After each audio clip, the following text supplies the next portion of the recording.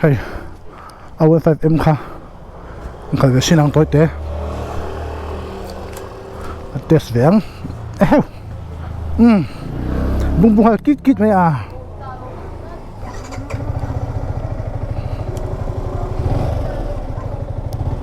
tôi chơi cái tay về xin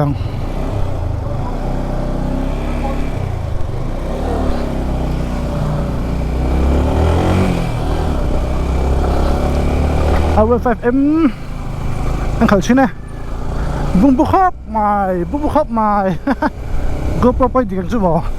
tao bay mới được xét ra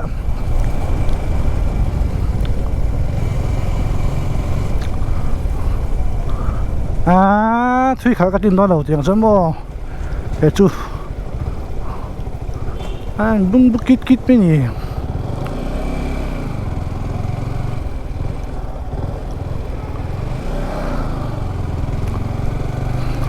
chú 50 khởi nốt chẳng khởi chú chặt đầu đeo chú nhé pick up bật ai hoa nụ khi đu đeo lắc truyền chú 50 chuối nữa tiền chuối là chú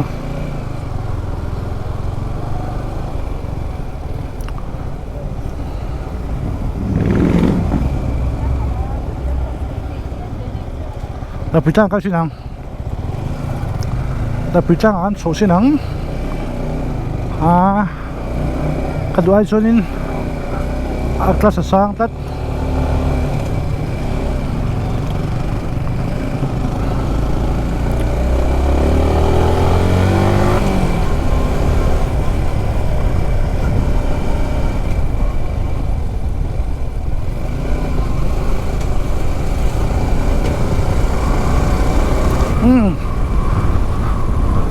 quick shift tập bộ cái măng xin ạ nấu hấp mài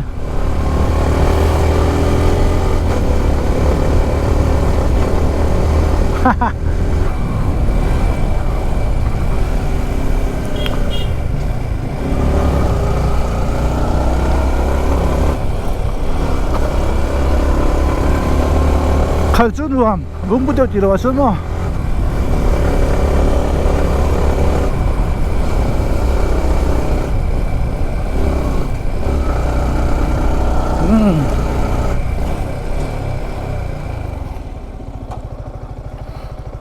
Aizawl guest house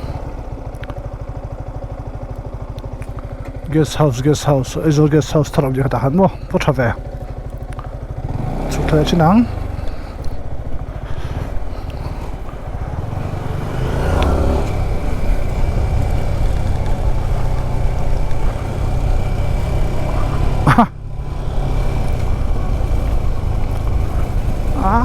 tiền rừng cắt tụi chúng các bị về đâu thì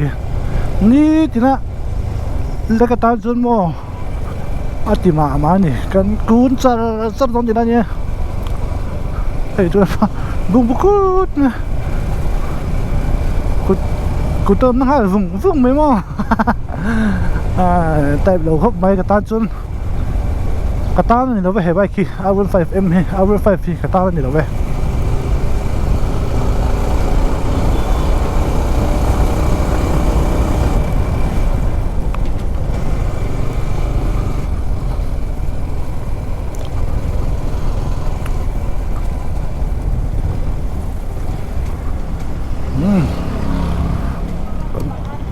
con súc con hổ phê đèn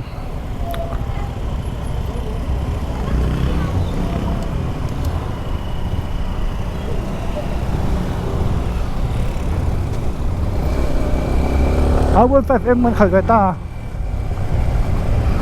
qua đuổi rượu khóc mà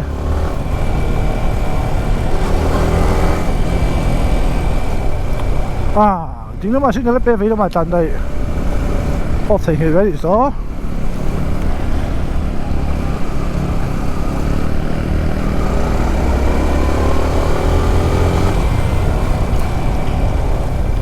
tràn cho cái chỗ xíu đi bốc ạ tràn cho cái số ở thép này còn thanh ta đây còn đảng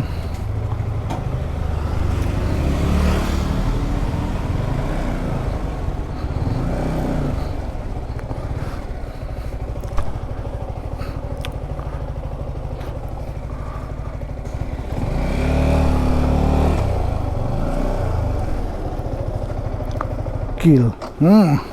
Ha. Nuông thế mày.